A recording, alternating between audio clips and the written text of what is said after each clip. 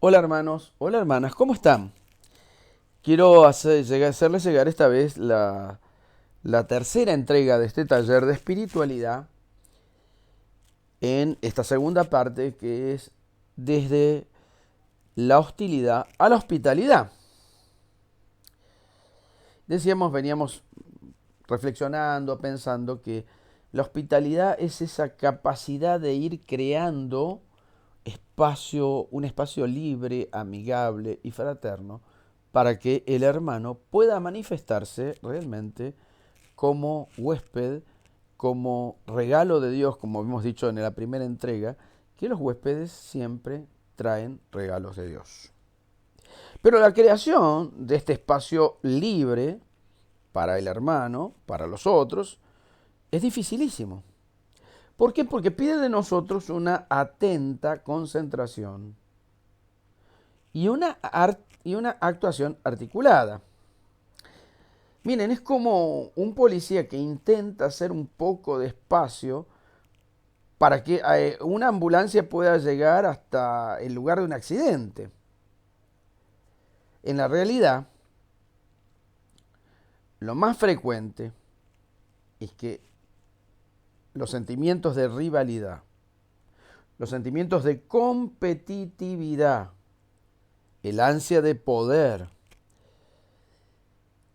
esa desesperación de resultados inmediatos, que es un gran tema y que hoy es un gran defecto. Queremos todos los resultados inmediatamente. No hemos comenzado a hacer la comida y ya queremos estar probando el primer bocado. Junto con la impaciencia, la frustración y sobre todo algo muy fuerte que es el puro y simple miedo, terminan imponiendo su fuerza y tienden a llenar en nosotros todo lo que pueda ser un espacio, un rincón vacío en nuestra vida y en nuestra existencia. ¿Por qué? Porque dice la física que la naturaleza le tiene miedo al vacío. Y nosotros parece que no escapamos de las leyes de la física porque el espacio vacío, cuando hay algo vacío en nuestro corazón, cuando hay un espacio vacío en nuestras vidas, nos crea miedo. Mientras nuestra mente, nuestro corazón y nuestras manos estén ocupadas, uno siempre tiene la posibilidad de evitar preguntas molestas, preguntas profundas, preguntas muy íntimas y muy personales a las que nunca les hemos prestado la debida atención y que por lo demás muchísimas veces no deseamos que surjan, que afloren. En estos tiempos que vivimos parece que estar ocupados ha llegado a ser un signo de estatus, de rango. Y muchas veces es como si estuviéramos obligándonos a nosotros mismos, espoleándonos a nosotros mismos a tener el cuerpo y la mente en constante movimiento. Visto desde una cierta distancia, parece como si se buscase llenarnos unos a otros, llenarnos mutuamente de palabras, de acciones, y a veces ni podemos soportar un poquito de silencio. El que realmente hospeda, el que tiene la actitud espiritual de la hospitalidad, muchas veces se siente en la obligación de tener que hablar continuamente con los invitados, entreteniéndolos con cosas para hacer, lugares para ver, personas que visitar. Pero en el fondo, cuando actuamos de esta manera, lo que estamos haciendo es llenando todos los rincones vacíos y ocupando los momentos todo el tiempo. Ese tipo de hospitalidad, ese tipo de trato con el hermano, termina siendo más oprimente que liberador. Lo que la mayor parte de nosotros busca es estar ocupados, no el espacio libre. Tenemos miedo a ese espacio libre. Incluso, muchas veces cuando no estamos ocupados, nos sentimos inquietos o podemos experimentar hasta un cierto temor, sentirnos temerosos. Nos inquieta incluso no saber qué vamos a hacer la próxima hora, el próximo día, el próximo año. Y así parece que el estar ocupados, la ocupación, resulta una bendición y el vacío es una maldición. Miren, muchas veces se comienza a hablar por teléfono de esta manera. Discúlpeme, lo digo en mi caso, discúlpeme padre, sé que usted está muy ocupado, pero... Y yo creo que realmente le pondríamos en crisis a la persona a quien nos llama, arruinando también nuestra reputación si le dijéramos, que voy a estar ocupado, estoy absolutamente libre hoy, mañana y toda la semana. Tenemos la sensación de que si estamos en un trabajo, en lo que sea, el cliente podría perder todo su interés hacia una persona que tiene tan poco para hacer. Estar ocupados, estar activos, estar siempre en movimiento, ha llegado a ser casi una parte de nuestro ser. Cuando se nos pide que acomodemos en una silla y nos acomodemos nosotros, sin un celular para leer, sin un mensaje para leer, sin un programa que escuchar, sin un televisor que mirar, sin visitas. Estamos tan nerviosos, tan tensos e inquietos, que terminamos aceptando muy a gusto cualquier cosa que nos distraiga.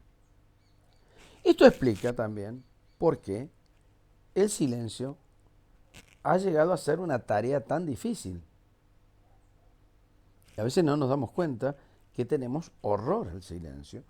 Y acordémonos siempre, hermanos, que muy difícilmente podemos llegar a tener una relación y una comunión verdadera con Dios, donde el Señor pueda entrar hospitalariamente en el ámbito que hemos generado si no hay silencio.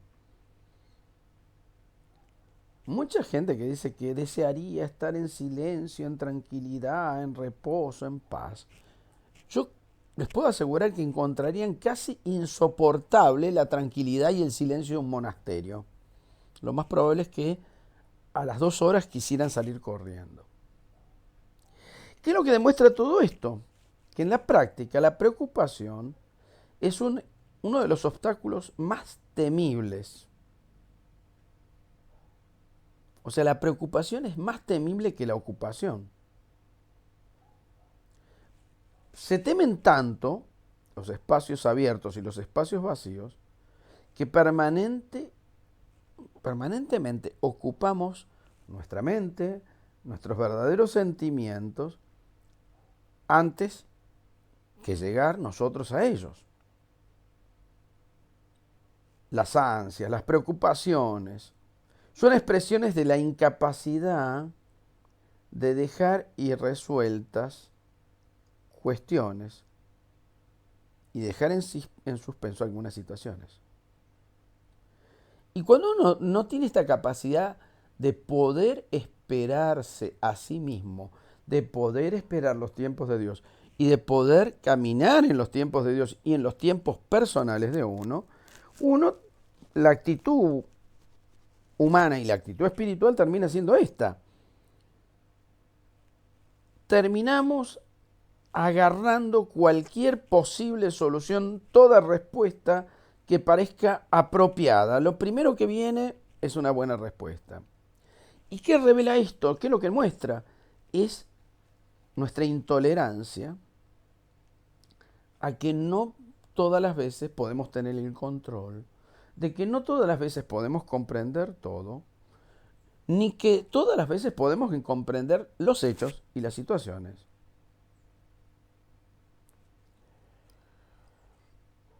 La realidad es que nos hemos vuelto personas, hombres y mujeres, muy ocupados, temerosos del vacío, de ese vacío sin nombre. Nos hemos vuelto temerosos de la soledad silenciosa. Y las preocupaciones nos van a generar, a crear en nosotros un obstáculo hacia las nuevas experiencias y nos terminan atando a transitar siempre por las mismas rutas que ya conocemos. Tal vez por eso que tenemos muy metido en nuestra mente ese refrán que dice: más vale malo conocido que bueno por conocer. Imposible abrirnos a la experiencia de un Dios que hace nueva todas las cosas, como dice el Apocalipsis. Esas preocupaciones nos ayudan a mantener vivo un mundo personal que no es auténtico y que hemos ido creando a lo largo del tiempo, de los años, y bloqueando el camino para el cambio, la transformación, la conversión y la libertad. Terminamos atados y evidentemente esta actitud termina, yo creo que en una doble situación, que es una actitud de depresión, muchas veces una depresión psicológica, y también en una depresión espiritual. Los temores, los miedos,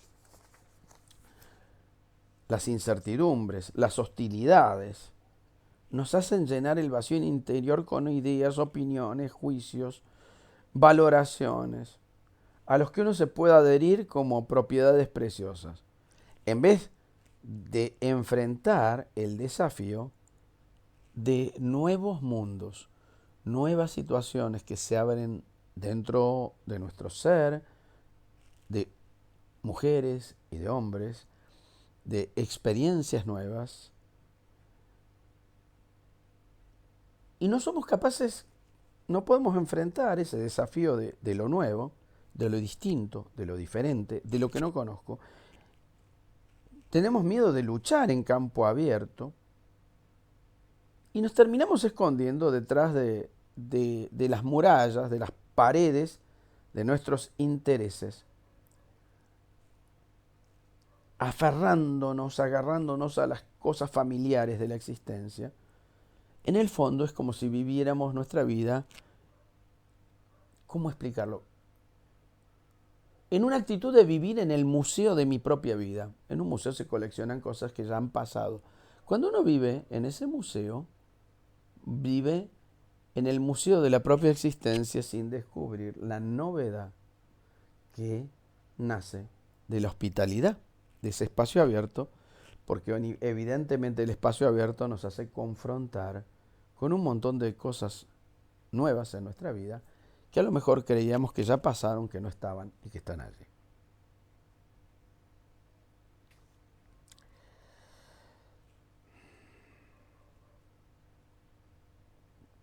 A veces todo esto que estoy diciendo nos puede parecer hasta estrambótico, y sobre todo a los oídos de las hermanas y los hermanos que necesitan tener todo ajustadito y organizado. Pero esto no tendría que parecernos así. Si hemos aceptado de corazón las palabras del Señor Jesucristo, no nos dicen en efecto que también Él, que nuestras ansiedades personales no están obstaculizando la venida del reino, es decir, del mundo nuevo. Y del mundo nuevo no solo hablo de lo exterior, sino hablo sobre todo también de lo propio, de lo interior y de lo profundo, de aquello que está en nosotros y venimos posponiendo en nuestra vida. Constatamos a este respecto que no es fácil. Vivimos en una época, en una sociedad, en una cultura muy ocupada y preocupada. No es fácil crear un espacio abierto, un espacio hospitalario. Ni para la hermana, ni para el hermano, ni para el Señor. Y por lo tanto, no se nos hace casi imposible revelarnos no con B larga, sino con B corta, revelarnos a nosotros mismos. Pero la verdad es que si tenemos una esperanza en la salvación, en la redención, en la sanidad y en una vida nueva, la primera cosa que aparece como necesaria es un espacio abierto y hospitalario en nuestro interior, en el que pueda pasar algo. A veces, sin este espacio, no pasa nada. Seguimos viviendo diletantemente. La hospitalidad es una actitud muy importante. No se puede cambiar la vida, no se puede cambiar a uno mismo, no se puede cambiar una comunidad, no se puede cambiar un mundo, no se puede cambiar un ministerio solamente con planes, con proyectos, con ideas nuevas. Tampoco se puede cambiar a la gente con convicciones, relatos, consejos, propuestas personales. Pero se puede ofrecer un espacio a que el hermano, la hermana, oigan una invitación a tirar esas armas, que no son las que nos habla Pablo, sino que son las armas de la inseguridad, del miedo y de la cobardía interior, y a dejar esas ocupaciones y preocupaciones para escuchar atentamente las voces que nos hablan de nuestro propio centro. La conversión desde la hostilidad a la hospitalidad exige, como yo les vengo diciendo y les vengo repitiendo, la creación de un espacio vacío y amigable, en el que podamos llegar hasta nosotros mismos, hasta los hermanos, hombres y mujeres, invitándolos a una relación nueva, permitiendo que el Señor entre, como dice en el Apocalipsis, miren que estoy a la puerta y llamo, si alguien oye y abre, entraré y cenaremos juntos. Esa conversión de la hostilidad a la hospitalidad es un acontecimiento interior, un acontecimiento profundamente interior que no puede ser manipulado, sino que tiene que desarrollarse desde dentro. Como yo no puedo forzar a una planta a que crezca, y es verdad que por más que uno plante siempre, yo no puedo, por más que le grite, le hable, le cante a la planta, no sé, gustos son gustos, pero yo no puedo forzar a una planta a que crezca. Sí puedo hacer otra cosa, que es eliminar las hierbas y las piedras que no la dejan crecer. Así no puedo forzar a nadie a realizar un cambio de corazón tan íntimo, tan personal y tan profundo, que es un lugar de encuentro con el Señor muy fuerte y muy privado. Pero lo que puedo hacer es ofrecer un espacio en mi actitud, en mi vida espiritual, en mi trato con el hermano, con la hermana, con el esposo, con la esposa, donde ese cambio pueda tener lugar. Fíjense que es un tema como para muy profundo, un tema que tocándolo va relacionándose con todos los ámbitos de nuestra existencia. No solo es un tema espiritual, sino es que tiene que ver está muy enraizado en la convivencia fraterna, en la experiencia del amor de unos por otros.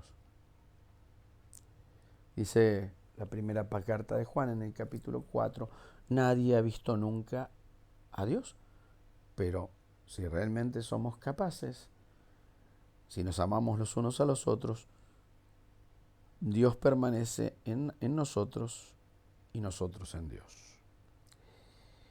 Te invito a ir haciendo este espacio de conversión a lo largo de estos días para que puedas descubrirlo. Dios te bendiga.